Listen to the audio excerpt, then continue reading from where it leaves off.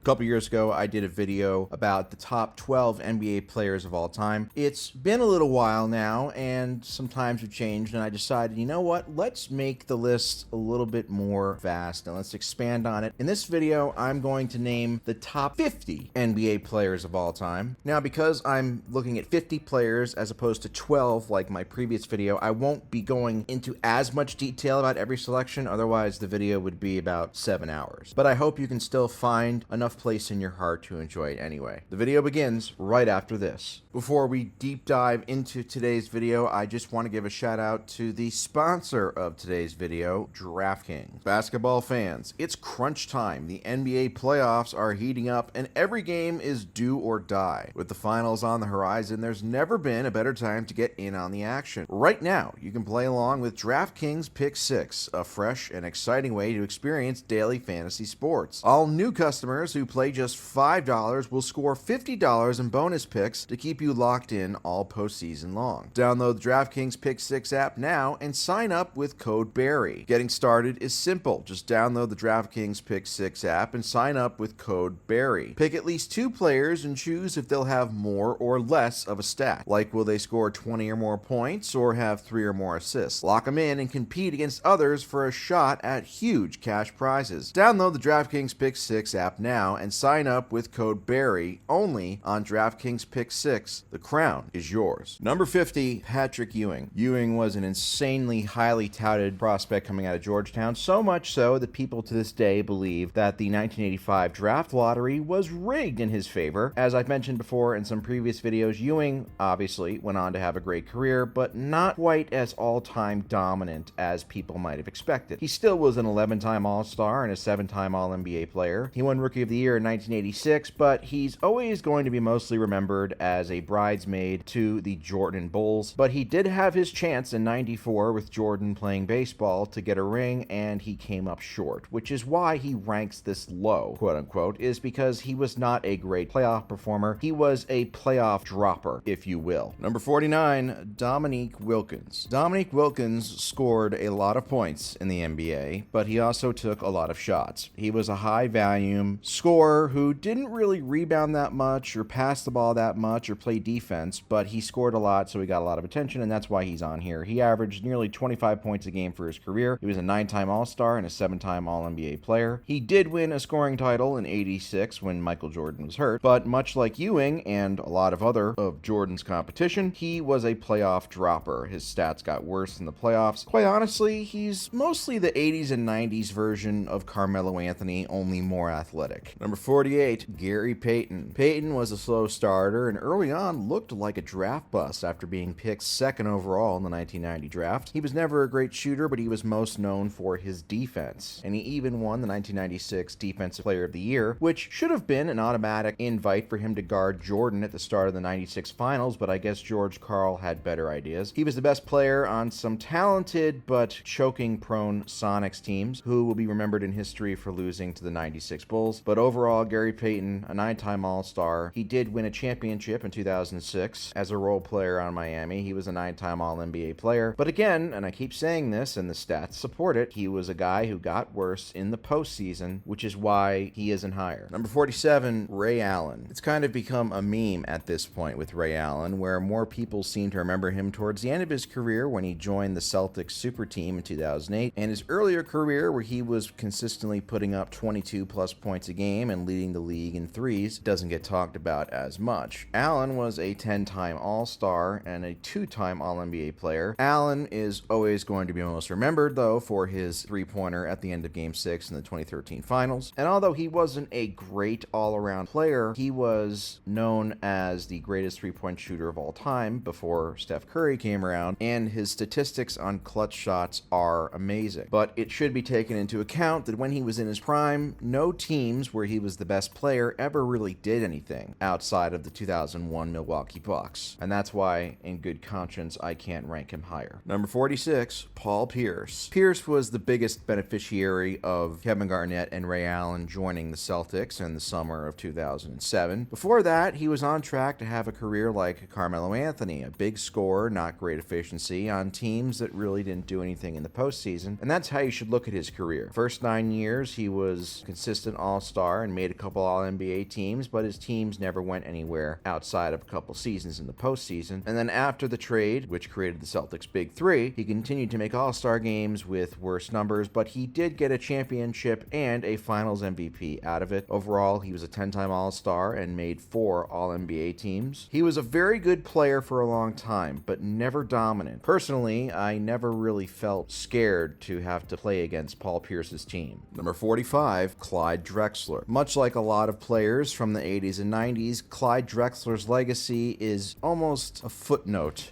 in the story of Michael Jordan. And unfortunately for Drexler, he's always going to be most known for losing the 1992 finals to MJ and being outplayed by MJ after being compared somewhat to MJ as he finished second in MVP voting in 1992 behind MJ. And it is true, there were some similarities in their games. Clyde was a very talented player and sort of like a Diet Coke or RC Cola version of MJ, I guess. But he was not a great shooter and his play in the postseason was inconsistent. However, he still did win a championship after being traded to the Houston Rockets with his old college teammate Hakeem Olajuwon in 1995. He made 5 All-NBA teams and was a 10-time All-Star, but he was never the first option on a championship team, and that does dock him some spots on this list. Number 44, Damian Lillard. I know a lot of people might laugh at this, but Dame's resume and his career is better than you might think, and he's also the victim, much like how Drexler was for Michael Jordan,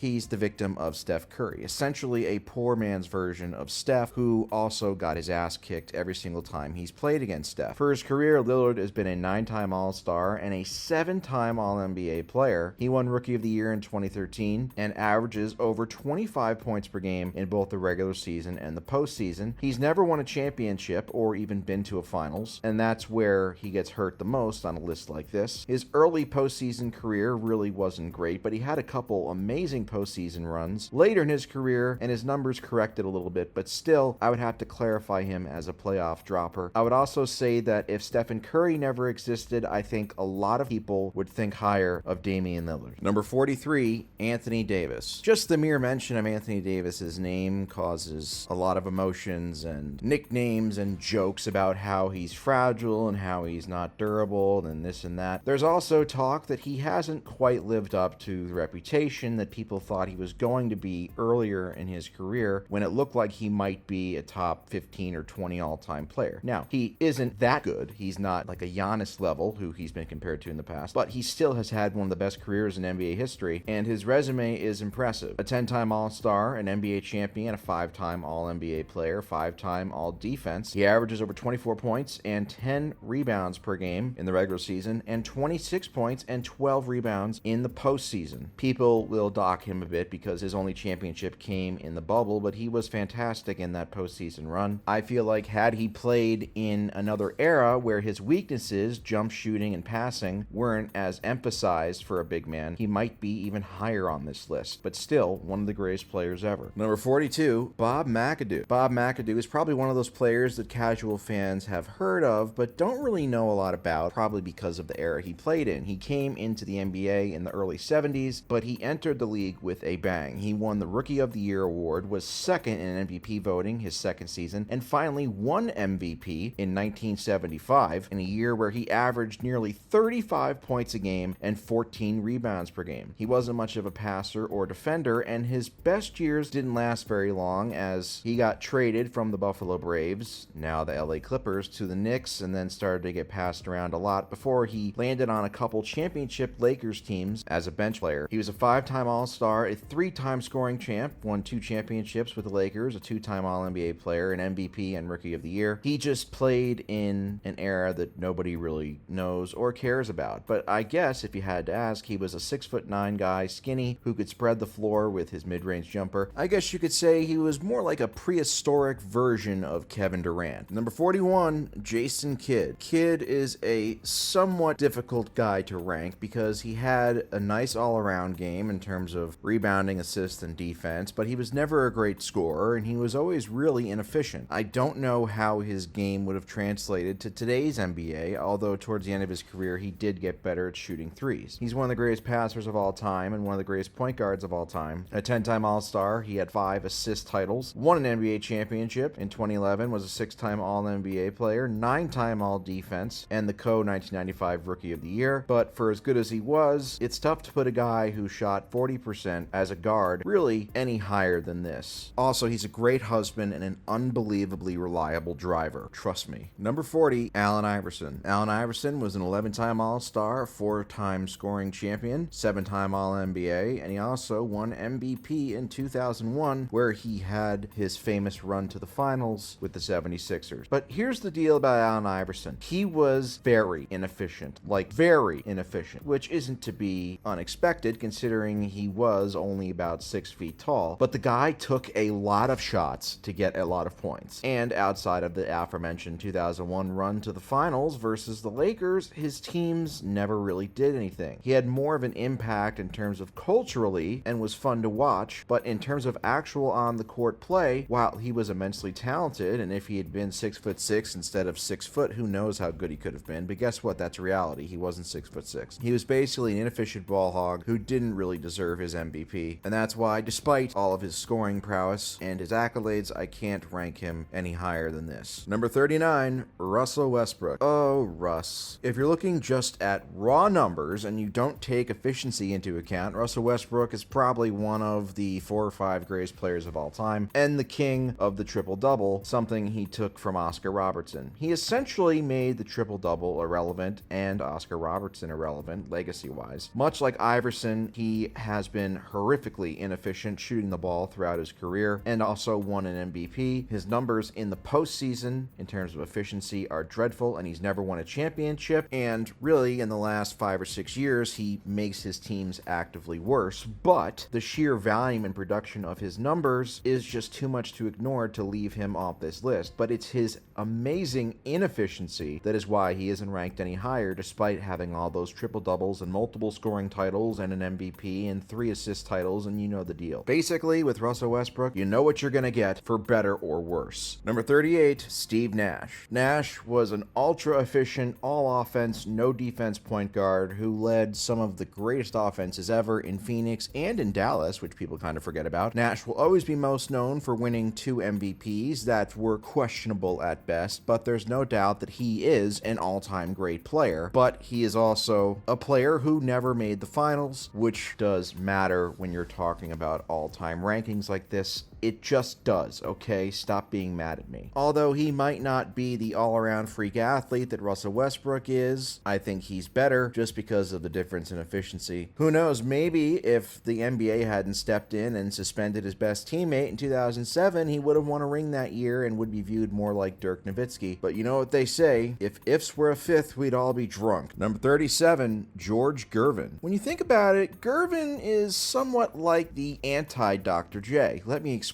Dr. J's most famous years came in the ABA, where he was celebrated for his dominance. Well, George Gervin, much like Dr. J, started out in the ABA, although unlike Dr. J, his numbers got better once he got to the NBA, including where he won 4 scoring titles. He made first-team All-NBA for 5 straight years, but unfortunately for Gervin, he was doing this in one of the least-watched eras in NBA history, the mid-70s to early 80s, before Magic and Bird really came in and saved the league. Another thing hurting Gervin is that he never won a championship or even made an NBA Finals, but the guy could score the basketball. In fact, he won 5 scoring titles in the postseason as well, was a 12-time All-Star and a 7-time All-NBA player. He wasn't much of a defender or a passer, but the most essential part of basketball at the end is scoring the ball, and he was amazing at it, which is why he gets this spot, even if his teams never won anything. Number 36, John Havlicek. Havlicek. Havlicek was a 13-time All-Star, 11-time All-NBA player, 8-time All-Defensive player. He was a Finals MVP in 1974, and he won 8 NBA championships, most of which came as a part of the dynastic Russell Celtics. He also went 8-0 in the NBA Finals. Does that make him better than Michael Jordan? Well, no, because I have common sense, although Jordan fans don't. Hondo, as he was affectionately called, was basically the jack of all trades. He wasn't a great scorer or a great passer or even a great rebounder, but he was a great defender, and he really combined all of these facets into maintaining Boston as one of the most successful franchises, and he certainly was a big part of the Russell Celtics continuing their dominance as Russell got older, and also winning multiple championships after Russell retired, proving that it wasn't a fluke or that he was just a part of the ride. For his career, he averaged over 20 points in the regular season and 22 points per game in the postseason, and was a good player until the day he retired, but never dominant, which is why I can't put him any higher. Number 35, Rick Barry. Now look, I might be a little bit partial because of his last name, but I'm going to try and be fair with this ranking. Rick Barry was a complete asshole, and everybody hated him, but by God, could the guy play. He was another one of those guys that mixed his career between the ABA and the NBA, but it really didn't matter which league he played in. The guy put up a shitload of points. He was a 6-time All-NBA performer despite losing several years of his prime to legal issues and being in the ABA. Overall, he was a 12-time All-Star. He had a scoring championship, but he's most famous probably for his 1975 playoff run where he carried the Warriors to an unexpected championship over a healthy opponent. Wow, that's something that some Warriors players can't say. He won Finals MVP as well. He also had several sons play in the NBA to let everybody know that he's had sex multiple times. Number 34, Luka Doncic. It's been quite the last couple months for Luka. He appeared to be a Dallas Maverick for life, and then as you know, he was traded to the Lakers, and everything was going great for the Lakers, and everybody thought that Dallas made a mistake, which quite honestly, they still have. But then Luka decided to be dog shit in the fourth quarter of the playoffs and sell another LeBron playoff run despite being 26 years old and in his prime. But enough of me complaining. Luka is one of the best players of all time and the youngest player on this list. There's no question about that. Do we know how long he's going to play for? No. Do we know if he's ever going to win a championship? I don't know, but you look at the guy's numbers. He's an unreal talent who stinks defensively, but guys who average 30 points a game don't come around very often, so that's why he's on here, even though I'm kind of mad at him right now. Number 33, Julius Erving. A lot of people are probably questioning, oh my god, you have Dr. J ranked that low? And the reason is, yes, because I'm only looking at his NBA career, because let's be honest, the ABA was a glorified minor league. Yes, it had some great players and Hall of Famers, but for the most part, nobody played defense. The stats were inflated, and there's no better example of this than Julius Erving, who is considered by many to be the greatest player in ABA history, and who transferred to the NBA smack dab in his prime, and his numbers instantly fell off of a cliff. Now, in the ABA for Dr. J's career, played 5 years, and he averaged 29 points, 12 rebounds, 5 assists, and 2 steals and 2 blocks a game. So basically, he was like the GOAT. In the playoffs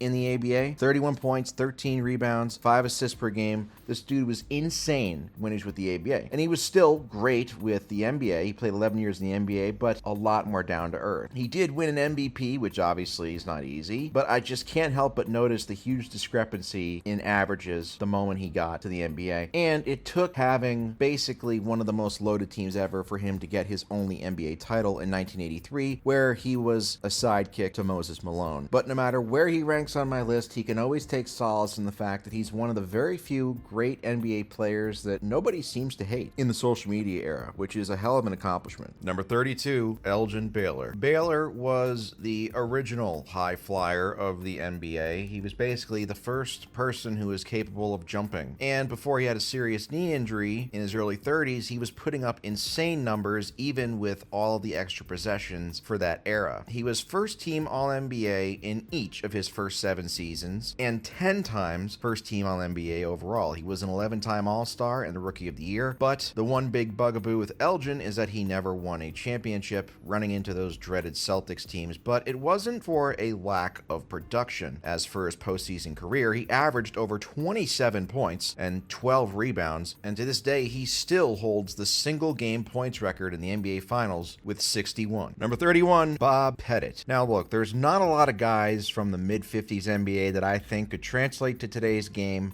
but Bob Pettit is one of the few that I believe could. He won multiple MVPs, multiple scoring titles. He was first team All-NBA 10 times and All-NBA every single season of his career. He finished his career averaging 26 points and 16 rebounds a game, which was a lot even for the era he played in. And he was also a good playoff performer and won a championship in 1958. But I am going to have to dock him points for the era he played in and the fact that he sounds like Foghorn Leghorn. Number 30, John Stockton. All of the stat nerds absolutely love Stockton. All the advanced metrics love Stockton. He was unbelievably durable. He was consistent, whether it was good or bad, and I mean that in exactly the way you think. Because this was a guy that was never going to look to score a bunch of points. Even at the detriment of his team, this guy was going to rack up a bunch of assists, and he was going to shoot the ball maybe, 10 times in nearly 1,700 games. For as great as Stockton was, he never scored more than 34 points in any game, okay? And I think this is a big reason why, for all the success that he had with Karl Malone and the Utah Jazz over the years, they never won a championship because he wasn't enough of a scorer. Just looking at the raw counting totals, he's one of the 15 or so best players in NBA history. And he by far has the most assists, which is kind of been called into question lately because some of the assists by the scorekeepers may have been home cooking, blah, blah, blah. But to me, I think Stockton gets a little bit overrated because he played against MJ. He wasn't enough of a scorer. Still a great player, obviously. Still a guy that could play, but I think that he gets overrated because of the era he played in. Number 29, Isaiah Thomas. Thomas is kind of the antithesis of John Stockton, and no, I'm not just saying that because one is white and one is black. I'm saying that because Thomas, despite being a point guard, had a lot more of a scorer's mindset. Unlike Stockton, he actually defeated Michael Jordan in the playoffs, and unlike Stockton, the advanced metrics don't really like Isaiah as much as you would expect. That's not to say that his advanced numbers are bad by any means, and he did get better in the postseason, including winning Finals MVP in 1990, but he was never uber efficient in terms of scoring the ball and was never in serious NBA MVP consideration, but he did make 5 All-NBA teams and was a 3-time first-team All-NBA member. The biggest problem for Zeke is that after he turned 30, his career was basically over. For a regular season setting, I would rather have John Stockton. For a postseason setting, I would much rather have Isaiah Thomas, even though he might be a tad overrated as well. I still think he's better than Stockton. Number 28, Chris Paul. In a way, I think Chris Paul is kind of a combination of Isaiah and Stockton. He has Stockton's longevity, but he's a better scorer than Stockton, and when he was younger at least, he had the same type of flashy game as Isaiah in terms of handles. Of course, as we know, the big bugaboo with Chris Paul is despite all he's accomplished and despite all of the great advanced stats and metrics that he has, he's never won a championship. He's been to one finals, but the playoffs, he's been a bit snake bitten and he just has not been able to get over the hump to get a ring. Although, as I said, he came close to doing so in 2021. I don't know how history will remember Chris Paul. If you look just at the numbers, he's one of the 10 or so best players ever in terms of advanced metrics, but this is a reason why watching the games also matters as well. Whether or not you think he's overrated or dirty or underrated, him having the career he's had at 6 feet tall without being a freakish athlete is an unbelievable accomplishment. Number 27, Scottie Pippen. No matter what Pippen does, no matter what happens in his personal life, no matter if Michael Jordan's son is banging his ex-wife, Scottie Pippen will always be considered and looked at as the standard for sidekicks, which sounds like a diss at first, but in reality, it's an incredible accomplishment, especially for a guy who was traded on draft night in 1987 because teams weren't sure how good he would be. Pippen is really an interesting case because depending on who you ask, he's either overrated or underrated. If you're a Jordan fan and you like to downplay the amount of support that he had, you'll say that Pippen was a good player that Jordan created, which I think is bullshit. If you're a Jordan hater or a LeBron fan or whatever, you'll say Pippen was the reason for Jordan's success and Jordan winning so much, which I think is overstating it. But I don't think it's a coincidence that all of Michael Jordan's success came with Pippen at his side. Even though Pippen was never a great scorer, he was a 20-point scorer, he was an elite all-around player, one of the greatest defenders of all time. And this is something that I've said that you never really hear get talked about that I think is important. The player best suited to guard Michael Jordan in his prime was on his team, and that was Scottie Pippen. 7-time All-Star, 6-time champion, 7-time All-NBA, 10-time All-Defense, sidekicks. One might even say that he was the Michael Jordan of sidekicks. Number 26, James Harden. Regardless of where you land on James Harden, you have to admit that he's had a better career than anybody could have possibly imagined when he came out of Arizona State in 2009. It's ironic now and easy to forget that when he started his career as the sixth man on OKC with KD and Westbrook, nobody thought he was going to be a historic first option and win MVP and win a bunch of scoring titles and assist titles. He was seen as a guy, he could be good. He gets traded to Houston, but he's a victim of his own expectations because while he's had a historically great career, he will also always be known just as much, if not more, for his playoff failures and being a playoff drop. But even though he is one of the biggest chokers in NBA history, 11-time All-Star, MVP, 7-time All-NBA, he is one of the greatest players and an incredible offensive engine in the regular season. Unfortunately, he just has something missing that makes him disappear in the biggest moments every year in the playoffs, and that's why he's never won a championship. Number 25, Dwayne Wade. Despite Harden having better regular season stats and efficiency and an MVP and even better longevity, the reason why he is not above Wade is the playoffs. And it seems as though for the last decade, we've all been waiting for Harden to just have that one playoff run where he cements his legacy as a champion, similar to what Wade had in 2006, and it just never happened. Much like Harden, Wade became better than anybody thought he was going to. As I said, he won his aforementioned Finals MVP in 2006, but I must say that as a LeBron fan, I do believe Wade gets a little bit overrated in terms of how much of a quote-unquote winner he was. When you really look at it, outside of the big 3 years in Miami with LeBron and Bosh, Wade had 2 deep playoff runs in 2005 and of course 06. After that, he never made another conference finals without LeBron. He was a great defensive player, a great shot blocker, but he also lived off of his name for most of the Big Three era and was not an elite player consistently after the first year of the Big Three. With that being said, he still averaged 22 points, 5 rebounds, and 5 assists for his career, was a 13-time All-Star, a scoring champion, 8-time All-NBA, and did win 3 NBA championships. 25 sounds about right for Mr. Gabrielle Union. Number 24, David Robinson. Oh, the greatest troop to ever play basketball. He was so hyped that despite being picked first overall, knowing that he would have to sit out 2 years for military service, the Spurs took him first overall anyway in 1987, and he lived up to the hype. He won an MVP, a Defensive Player of the Year, was a 10-time All-Star, 10-time All-NBA, Rookie of the Year, just an unbelievable freak athlete who was left-handed, and he also won 2 championships. So why is he not ranked even higher? Well, you see, there's those pesky playoffs at work. For all of David Robinson's gifts and athletic ability, he was not a great playoff performer for a guy as good as he was in the regular season, and the drop-off is noticeable. It's very Harden-esque. That's not to say that he was bad in the playoffs, but he didn't win anything until Tim Duncan got drafted to his team, and let's just be real, Duncan saved Robinson from being known as one of the best players ever to never win a championship. Phenomenal player, one of the greatest players ever, but he was just not a great big game player, and that matters. Number 23, Karl Malone. Remember, this is just talking about on the court. Even though Karl Malone is a bad person, he still is one of the best basketball players of all time. To be quite honest with you, just looking strictly at the regular season alone, he might be a top 2 or 3 player ever. His consistency was unbelievable. His teams won every year. He made first team All-NBA for 11 straight seasons. He finished with almost 37,000 points, almost never missed any games, but guess what? Never won any championships. You know why? Because he couldn't fucking step up his game in the postseason, and in particular, the NBA Finals when he got there. Much like a lot of other great players from the 90s who didn't win rings, all of that credit gets to Michael Jordan. But the thing is, Michael Jordan only beat Karl Malone twice in the playoffs. Karl Malone made the playoffs 19 times. That means 17 other seasons. Michael Jordan wasn't the reason why Karl Malone didn't win a championship. No, he is arguably, along with James Harden, the biggest postseason choker ever. His drop in efficiency from the regular season to the playoffs is astounding, and a big reason why the Jazz were never able to get over the hump. He also was a little bit of a system player in the sense that Stockton was a huge reason for his success. He wasn't really a self-creator. A lot of high percentage amount of his shots were assisted, so who knows? I mean, there's a lot of shit there, but basically, he just wasn't good in the playoffs relative to his regular season performance, and that's why he didn't get it done. I would would say it's a shame that he never won a championship, but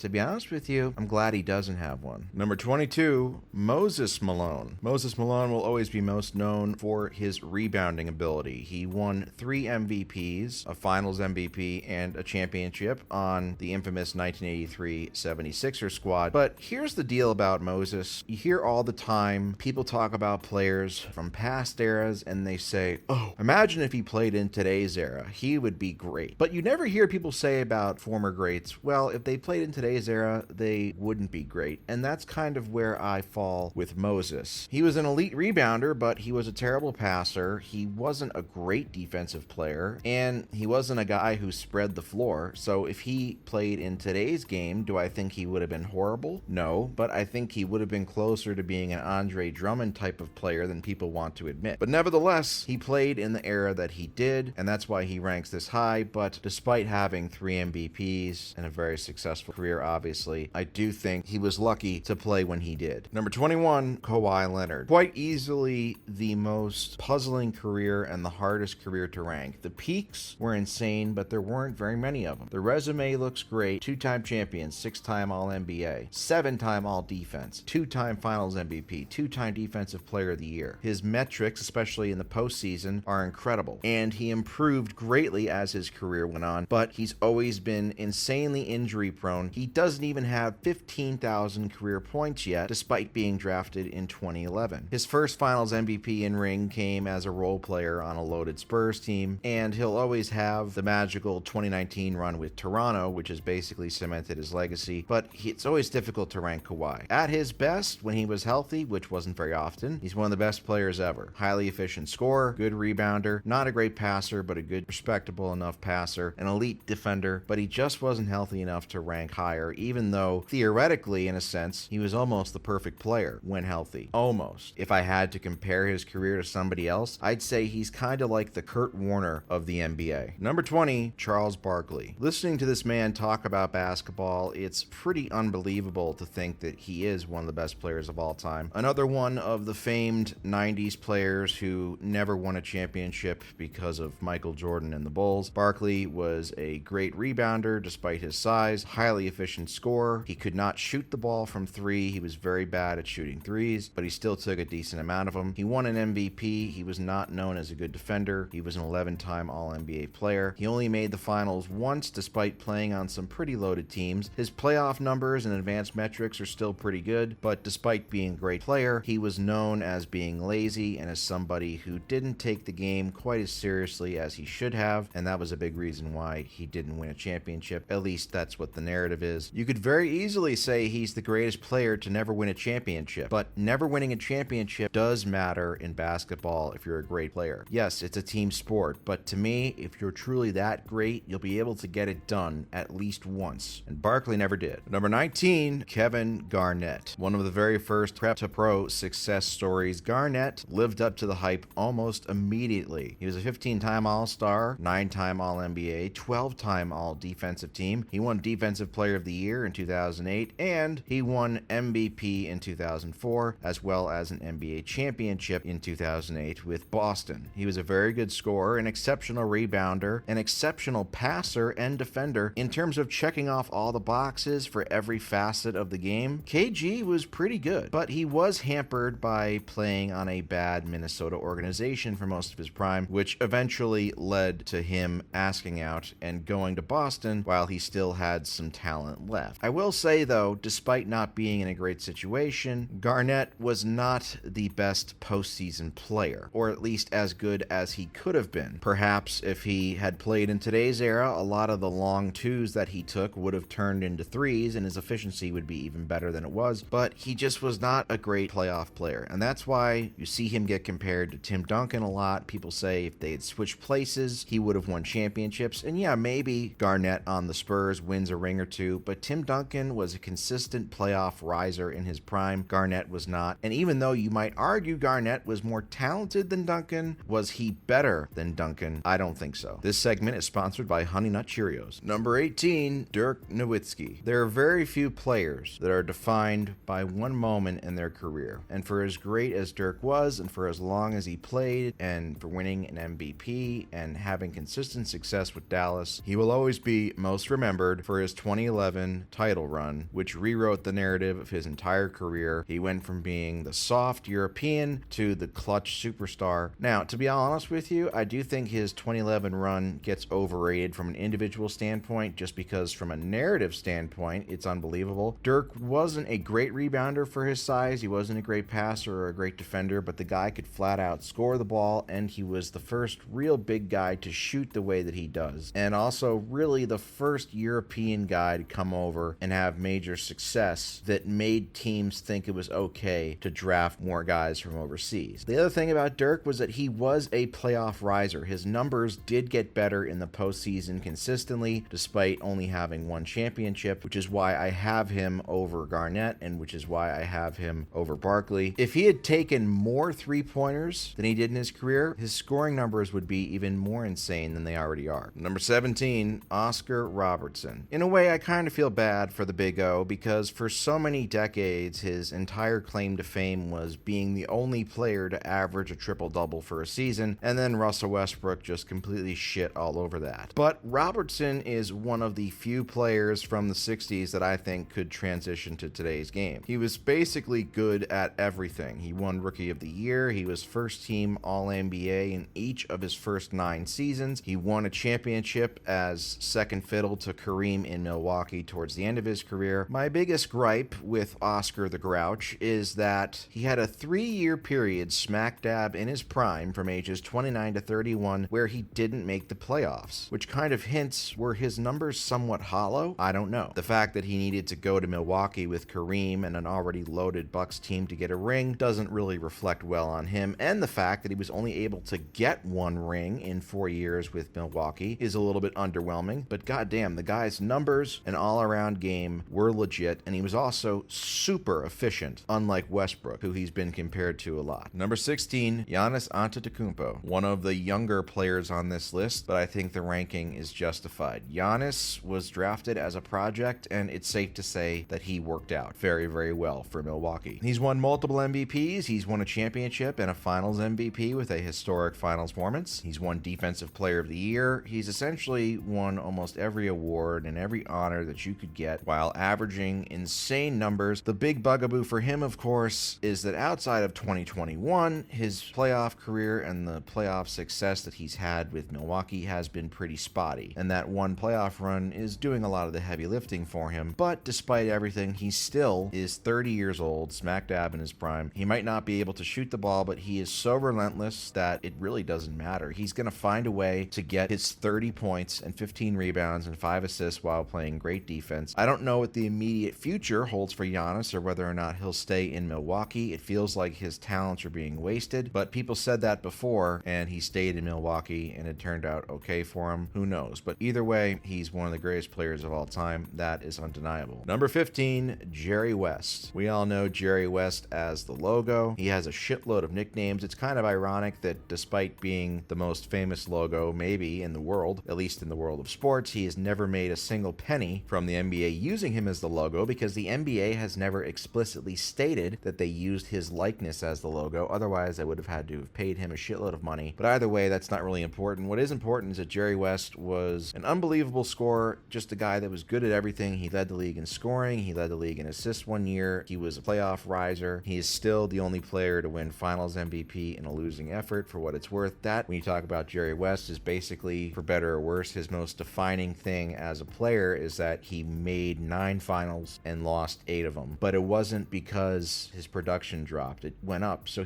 I think for my money, Jerry West might be the most unluckiest player in NBA history among all the great players. He could very easily, he's a couple possessions here or two away from having 4 or 5 rings. But, you know, the game is the game. And I'm still kind of haunted by the sex scene that his character had on the Showtime Lakers show a couple years ago. That kind of is burned in my brain, which I don't like. And I'm sorry for burning it into your brain now. Number 14, Bill Russell. Oh boy, where do I begin with Bill Russell? The resume obviously is infallible. 11 rings, 5 MVPs, all that shit. I understand the resume is insane, but this is why I always differentiate between resume and the actual player. Russell obviously played in the 50s and 60s. I didn't watch him play consistently. The numbers suggest that he's the greatest defensive player of all time. I think that is worth something something. At the same time, in the NBA, to me, good offense beats good defense, and offensively, despite the advantages he had athletically for his era, aka he played with a lot of white guys, is he was not efficient shooting the ball. He was not a great scorer. He was a good passer, but he basically was a defender and a rebound. I don't know how his game would translate to today's NBA, and to me, that does matter. For some people, I know it doesn't matter, but for me, that does matter. If you're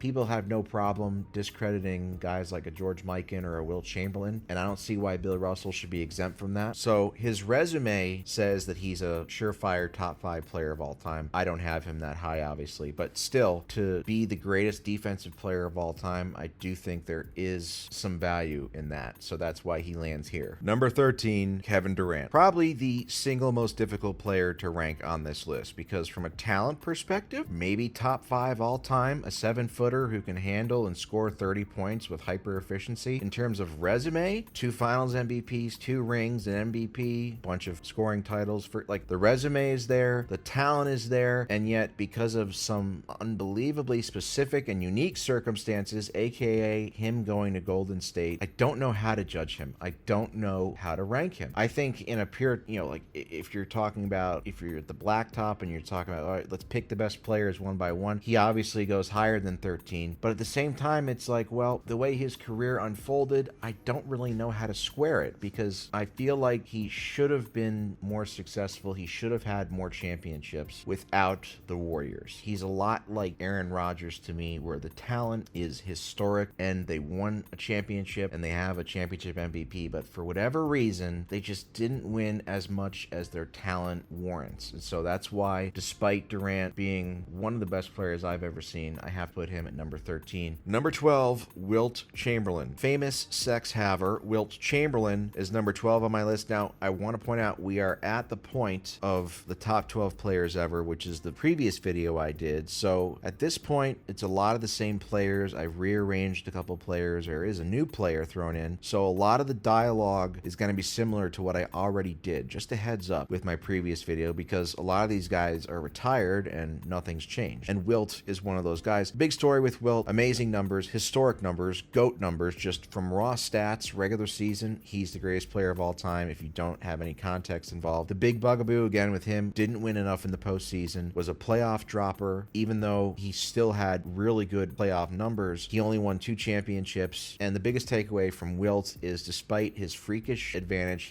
Wilt is probably the greatest athlete in the history of the NBA. Despite his freakish advantage, he only won 2 championships. And every single year of his career where he made the playoff, his scoring averages dropped. So he was a playoff dropper. That's why he's at number 12. I think he could obviously be very effective in this era. He had the athleticism to be effective in this era, but the guy was a fucking basket case. And that's why I can't rank him any higher, despite the statistical dominance that he has. Number 11, Tim Duncan. If Wilt was all about stats and dominance, Duncan was about consistency and winning and playing within a system. I've always struggled to rank Duncan because although he's unquestionably a great player, there's a couple things with him. I feel like his raw numbers statistically, at least offensively, are at least among top 12 players ever. He has arguably the worst numbers offensively of any player in the top 12, but he was an unbelievable defensive player till the day he retired, which is rare. He was never a bad player, except maybe towards the end of maybe at the very end of his final season, he finally became a bad player and washed up, but he was always good. The first half of his career was about as good as you could expect. The numbers were great, but he kind of load managed for the second half of his career, and he also benefited, I think, from a great system. The Spurs drafted well. He went to a team that had David Robinson. I think he was very lucky amongst all the first overall picks ever. He went to probably one of the best situations ever, and then he took the mantle and he carried it, and then he got Parker and Ginobili, and then at the very end he got Kawhi for that final championship. He was consistent, very good offensively, not dominant offensively, and that's why I can't really have him higher than 11th, but defensively he was amazing and was usually the biggest reason why the Spurs were winning 50 games and championships in the 2000s every single year, or almost every single year. Number 10, Kobe Bryant. Oh, Kobe. What is there to say about Kobe? Probably, besides LeBron James, the most polarizing player in NBA history, but unquestionably one of the greatest. But what makes Kobe so polarizing is he's considered by so many players, and you hear so many people talk about him like he's one of the 2 or 3 greatest players ever, and he's just not, man. I don't know what else to say. He was a great player for a long time, was a great scorer, although his efficiency left a little bit to be desired. He was an unbelievably explosive scorer. You know, when he was on his A game like that, it was incredible to watch, but he had a lot more stinkers than people remember. He was not a great finals performer. He was an inefficient shooter in the finals. He didn't necessarily piggyback off of Shaq for 3 rings, but he was not the best player on his team for his first 3 rings. That matters to me. He wasn't good in the fourth quarter in either of his last 2 championship wins, but he gets all the credit for those anyway. I think he's overrated. I think despite his incredible resume and numbers, I don't think that he is anywhere near the top 3, and it might not seem like a big difference, the top 10 and the top 3, but to me it is. That's why I think he deserves to land at number 10. I haven't really changed my stance on him. Great player, but overrated, and his fan base is terrible. Number 9, Hakeem Olajuwon. Hakeem is one of the most beloved players in a similar way to like Dirk Nowitzki and Tim Duncan and Dr. J, one of the very rare great players that nobody seems to hate. Now, of course, you might root against them if they're on the other team, but they're just somebody that nobody hates. I never see anybody have any hatred about Hakeem. In my previous rankings video, I had him a couple spots higher than I do on this one. Particularly, I had him ahead of Shaq, if I remember correctly. But the more I thought about it, I decided that I had to give Shaq the edge over Hakeem. Hakeem was obviously an amazing defender. He was a great rebounder. His post moves are the stuff of legend. He was an incredible playoff riser. His numbers and efficiency and volume all got better in the playoffs. He won multiple finals MVPs and MVP. Like, he's stamped. We all know that. But I just felt like for as great of a player as he was, I was surprised that his teams didn't have more success in his prime years. He had a lot of first round exits. He had a year where he missed the playoffs, and then he kind of had this second prime. But to me, I think, and people are like, well, who cares about that? He still won 2 championships. I'm like, yes, I understand that. But I feel like when you're ranking these players, if you really want to give an honest ranking, I think everything matters. That's the standard. I think that it's interesting because his numbers got better in the playoffs, and yet I feel like his teams maybe underachieved in terms of winning in the postseason for how good of a player he was. Not completely dissimilar to Giannis in a way. But I mean, look, all that aside, the biggest thing that you can say about Hakeem, and the biggest thing that nobody can argue with, and the biggest testament to his greatness, is that the Rockets selected him before Michael Jordan, and nobody gives them shit for it. End of discussion. Number 8, Larry Bird. Larry Bird is an interesting case study in the difference between reality and legend. You hear so many stories about Bird. There's a lot of propaganda that he has about him being just a killer in the clutch, and he has all the good superlatives, and all the media, they all love Larry Bird and they juice him up, and most of it is warranted. He was an unbelievable player, particularly in his prime when he won 3 straight MVPs, and he had a couple more seasons, honestly, that might have been even better than his MVP seasons, but he didn't have a super long peak or prime. But the biggest thing for me is, despite all of Larry Bird's abilities, obviously a great shooter, could score, elite free throw shooter, great rebounder, amazing passer, biggest thing for me is he had a disappointing playoff career. There's no other way that I can really point it out other than that, is that his playoff career, he had 2 great playoff runs, in my opinion, 1984 and 1986, and those were, unironically or unsurprisingly, the 2 years he won his 2 finals MVPs, and he also won a 3rd ring early in his career, but he lost out on finals MVP to Cedric Maxwell. You could also say 1987 was a great run when he carried them to the finals versus the Lakers and lost, but it's surprising how underwhelming his numbers are in the playoffs relative to his legend. He had like a couple great postseasons, and those are really doing a lot of the heavy lifting for his legend, and that's why I can't have him ranked any higher than 8th, and why I think Magic Johnson was better. Number 7, Shaquille O'Neal. Did Shaquille O'Neal underachieve because he was fat and lazy? Yeah, probably. Is he still one of the best players ever? Yes. Do I enjoy listening to him on TV? Absolutely not. But goddamn it, he's still one of the most dominant players ever. And to me, his combination of volume and efficiency as a scorer is what lands him at number 7, as well as his historic 3-peat finals MVPs during the Lakers 3-peat from 2000 to 2002. That's what really, to me, gave him the edge over Hakeem. It's a very close debate, but at the end, Shaq was just so much more efficient as a scorer. And to me, that matters. Even though when they faced off head-to-head in 95, Hakeem was better, but that was Hakeem at his peak, and Shaq was still just a young pup. You know, everybody already knows all about Shaq's accomplishments. Towards the end of his career, he kind of sold out, and he was going from team to team, and it was kind of sad. He was a big shell of himself from when he was at his peak. But at his peak in the postseason, when he was out there shooting, 60%, averaging 30 points, 15 rebounds, he averaged almost 40 points in the 2000 finals. He was just unbelievable in those three-peat finals in a level that very few players have ever reached over a 3-year span, but he's up there.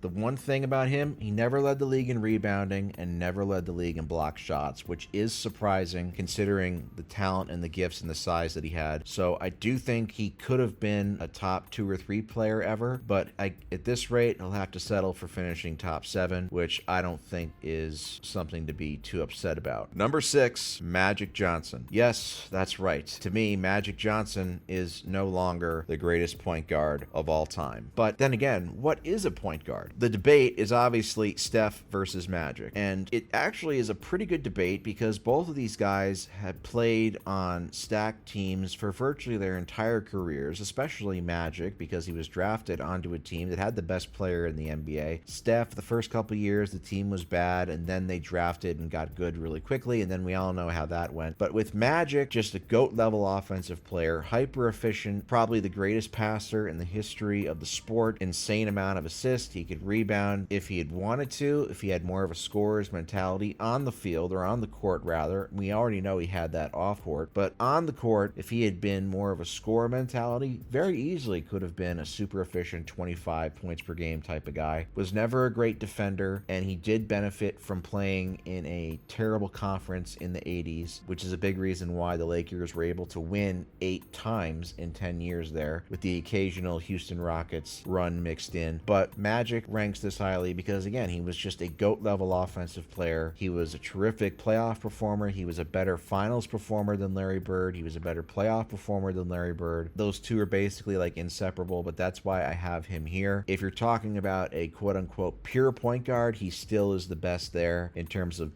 bringing the ball up and finding guys and passing the ball to guys. But if you're going to consider Steph Curry a point guard, then when it comes down to it, when it comes down to brass tacks, I would much rather face Magic Johnson in a playoff series than I would Steph Curry. And that's why I have at number 5, Stephen Curry. This is really probably the most hilarious ranking because, as most of you know, if you follow me on Twitter, I've been on a rampage lately, just completely crapping all over Steph and pointing out his weaknesses and calling him overrated and lucky. Overrated? Everything is relative. Is Steph Curry overrated when somebody says he's a great basketball player? No. Is Steph Curry overrated when people say he's the greatest point guard of all time? I think that's a reasonable statement, even though technically, let's be real, he's more of a hybrid guard. He hasn't really played a traditional point guard spot since Mark Jackson was there. He plays way more off the ball, so he's more of a scoring guard. So Magic and Steph, their play styles couldn't be any more different, but their impacts are very similar. But to me, I just feel like with Steph, despite everything I say about him, the reason he's this high is because the most fundamental part of the sport of basketball is being able to take the ball and put it into the hoop, and this guy can do that from farther distances at a more precise level than anybody we've ever seen. And if you leave him open and you don't distort your defense to try and stop him, he will score 45 or 50 points a game just off of 3. He has that ability. There's nobody else like that. Now, my annoyance is that I feel like he's gotten insanely lucky, which he has. He got insanely lucky with Kyrie being hurt in 2015. He was insanely lucky to be drafted to a team that drafted Clay and Draymond in 3-year span to give him some support. He's extremely lucky that his early career injuries forced him to sign a contract that undersold how good he was, which freed up more cap space down the line for him to sign Kevin Durant after he blew a 3-1 lead in the NBA Finals. He was lucky to get Kevin Durant with an already loaded team. Fast forward, he was lucky with opponent injuries in 2022, and as we speak, playoffs are going on, he's getting lucky with random ass performances by Pajemski and Buddy Hield. Everything that can bend this guy's way almost always bends his way. I haven't even mentioned the Kawhi injury or the CP3 injury, whatever. And I'll just say this about Steph. The biggest thing about Steph and his biggest weakness, for all of his greatness, he's prone to turnovers. turnovers as a passer, but his biggest weakness is he is not clutch when his team is losing in the fourth quarter. He is not. Every single time I try to say this or bring it up, I get just completely destroyed by his Colt, and it's been this way for years, and people have been trying to say, hey, that's not true, blah, blah, blah, but I say, fuck you. It is true. He's an unbelievable front runner. He's the greatest front runner in the history of the league. If he has a comfortable lead, 7-8 plus point lead in the fourth quarter, Steph is your guy. He's going to blow the game open. But if you're losing in the fourth quarter, Steph, his efficiency completely falls off of a tank, and that matters to me. And to me, I think that's a big reason, in addition to, of course, recruiting Durant, why he only has one Finals MVP. But enough about this. You guys already know how I feel about Steph. Great player, but his fans just completely insist on putting him into LeBron convos where he does not belong, and saying he's better than LeBron, and rewriting history. And every single good thing that happens to the Warriors, it's all because of Steph's gravity. It's never because his teammates might actually be good. It's never because his teammates might actually make a basket. Kevin Durant averaging 35 a game in the 2017 Finals, yeah, that's all because of Steph. That type of bullshit is annoying. He's an exciting player to watch if you don't hate him, but I hate watch him because of his fans. I wish it was different, but still, my hatred isn't so much that I can't recognize that he is one of the greatest players of all time and absolutely terrifying to play against. But at the same time, he is lucky and has benefited from a lot of breaks. And he also had to team up with Kevin Durant in order to beat a healthy LeBron team. Don't forget that. Number 4, Nikola Jokic. I can hear the gasping and the ahs and the oohing right now. This is probably my most controversial ranking. Let's start off with the negatives. He's not a good defender. The advanced metrics overrate him defensively. I completely agree. He has had one great run, which was in 2023, and he got lucky by having to face a play-in team in the finals. With all that said, he is arguably the most complete offensive player ever. This guy is a different animal. He will give you 30, 15, and 10 on super efficiency consistently. His bad games are historic MVP numbers. It's unbelievable the amount of production this guy turns out every single game, all while possibly being one of the best passers. Not possibly, he is one of the best passers in NBA history, but it's his finishing ability in the paint that is unlike anything I've ever seen before, outside of maybe LeBron or a Zion Williamson, is that just almost like they have the ball on a magnet, and every time he shoots, it goes in if he's anywhere within 8 feet of the paint, and that's insane to think about. But he is just a monster player. I enjoy watching him play. In terms of straight up game, I think that he's probably even higher. I think he's probably right there with LeBron and Jordan in the top 3. But I think as he continues to play, he's already won 3 MVPs, so it's not like his resume is barren or anything. But I think the longer he plays, the more he dominates. If he has a couple more title runs, then people will finally start to see the vision. I think Jokic is one of the 4 best basketball players of all time, and there's no amount of gaslighting that will get me to change that opinion. Number 3, Kareem Abdul-Jabbar. Nothing changed here. On my last video, Kareem was also 3rd, and since he hasn't played in an NBA game since 1989,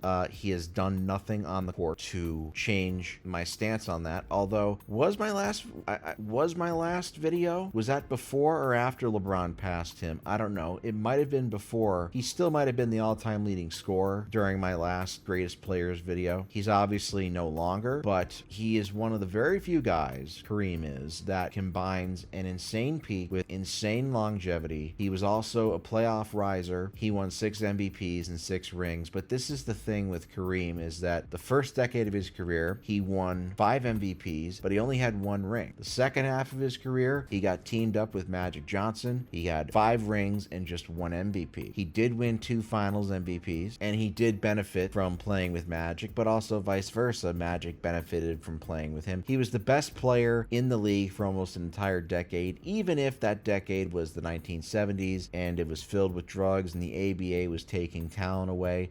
That's the biggest gripe to me from Kareem, about Kareem, why I can't say he's the GOAT, is that he didn't cash in on more championships in the 70s, and that he never won a championship without an all-time great point guard. He needed Oscar, and then he had Magic, so he got lucky. Smack that, the years in his prime where he didn't have an all-time great point guard, his teams, not a lot of success. That's the only real bugaboo for him, but he was obviously the real deal, and anybody who thinks otherwise, just watch Airplane. You'll understand. At number 2, Michael Jordan. I can already hear your keyboards typing. You're insulting me. You're calling me a bronzexual, a dick rider, whatever insult you want to throw at me. I've heard them all 1,000 times before. There's no difference here from my last video. I had MJ ranked second on that one. You already know who's going to be number 1 by now. Simply put, it's the same thing I've said before, and nothing has changed. Michael Jordan, in my opinion, up until about 2018, was the greatest basketball player of all time. His peak years, he might have the best peak years in terms of regular season and postseason ever, specifically from 87 to 93. When he came back and three-peated from 96 to 98, he was still the best player in the world, but his numbers weren't like ungodly the way they were before he retired or quit the first time. His first 3 finals were unbelievable, godlike. The 93 finals, he peaked at 41 points a game. That, to me, is his most impressive accomplishment of his career, was winning that series. But therein lies the issue, is his finals competition. The reason why people rank Jordan over LeBron is because Jordan is 6-0 in the finals. He has 6 finals MVPs, never went to a game 6. It's all very clean. It's all very neat. And also, the story of his career with the Bulls, it's basically a Hollywood script. It follows a very linear line, and it's very, very easy to follow. He comes into the league, his team sucks, he's great, and they slowly build around him, and they slowly get better, and then they run into the big bad bully, who's the Detroit Pistons, and then finally, after 3 or 4 tries, they knock the bully out, and they go on, and they win the championships, and they never get beaten again as long as he's there. Minus 95 versus Orlando, which is why people get mad when you bring up 95 because it ruins the narrative. But basically, yeah, that's it. It's basically he went from bad, and they kept getting better, and then they knocked the door down, and they kept getting better and never lost again. Very easy to follow. Jordan was an incredible crunch time scorer. He had, obviously, a lot of support, particularly in the second three-peat, but I think he wasn't as talented all around as LeBron. I think his defense is a little bit overrated. People talk about the Defensive Player of the Year award, which has come under fire recently for padding his numbers and padding his stats to get it, but I mean, he was a very good defender. But to me, the biggest thing is that people use, it always goes back to rings. It always goes back to championships. MJ has 6 championships as the best player. And again, this is my biggest gripe with Jordan, and why I don't think he's the GOAT anymore, is that while he does have more rings than the guy at number 1 on my list, his finals competition was so much worse than the guy at number 1 on my list. And that has to be taken into account. And as I'm sure you've all guessed, number 1 on my list is LeBron James.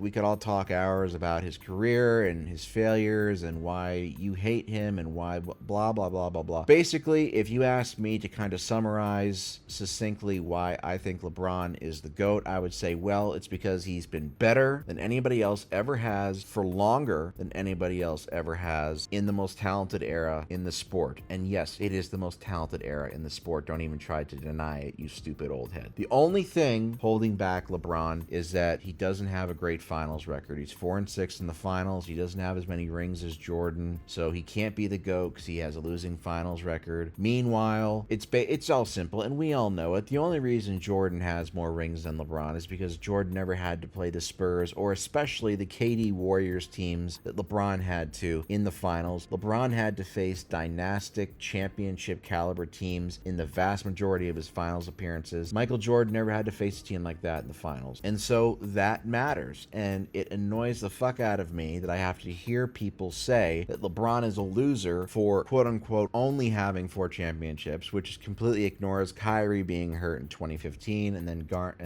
Durant going to Golden State for 2 rings, or the fact that he spent his first 7 seasons in the worst environment that any top 5 player ever has ever spent the first 7 seasons of their career in, with no support, or since he's gone to LA, that he's had multiple injuries. Solomon Hill, his groin injury his first year there, he had a torn tendon in his foot in 2023. There's just a lot of bad luck there, but we all know that when it comes to Jordan, if Jordan's Bulls had to play against against the KD Warriors and the 2014 Spurs in the finals. That perfect, precious record that Jordan has in the finals, it's gone. He would have a losing finals record too. And if you want to say that Jordan would have won in 2011 where LeBron lost, okay, great, that's fine. That's one ring. LeBron's got 4 of them. So where are the other 3 rings going to come from? Who knows? I don't see Jordan doing it. Jordan never had to play in a finals without his 2 best teammates. He never had to go up against anything like the KD Warriors. That right there, that's 3 finals losses. He never took a team as bad as the 2007 Cavs to the finals to have to play the 07 Spurs smack dab in their prime with 3 Hall of Famers and a Hall of Fame head coach. So that's another loss. And would Jordan have been able to defeat the 73-win Warriors? He never played a team nearly as good as that, but LeBron did. So, I mean, you know, that's just looking at the whole rings of it. Really, just like I said, what it comes down to is that LeBron has been the best for the longest. He's been great for so long that people forget that his peak was historic as well. He's not some longevity merchant, which is what his detractors try to make him out to be. They make him out to be Anton Jameson or Vince Carter. It's like, no, this dude has one of the greatest peaks in NBA history. So MJ's peak and LeBron's peak are basically equal, and LeBron destroys him in longevity, and LeBron destroys him in level of competition in the finals. So to me, does MJ having 2 more rings and having a bunch of scoring titles more than LeBron because he shot a lot more than LeBron does at worse efficiency, does that move the needle for me? No. Does MJ having a Defensive Player of the Year award that he probably shouldn't have while LeBron doesn't have a Defensive Player of the Year award, does that move me? Not really. So in the end, I think LeBron is the best basketball player of all time. He brings the most to the table. I know a lot of people hate him, and I know a lot of you guys are going to be insecure jackasses in the comments and insult me and whatever, but I don't really care. It's my decision. I think he's the best. What he's doing at this stage of his career at age 40 has never been done. He's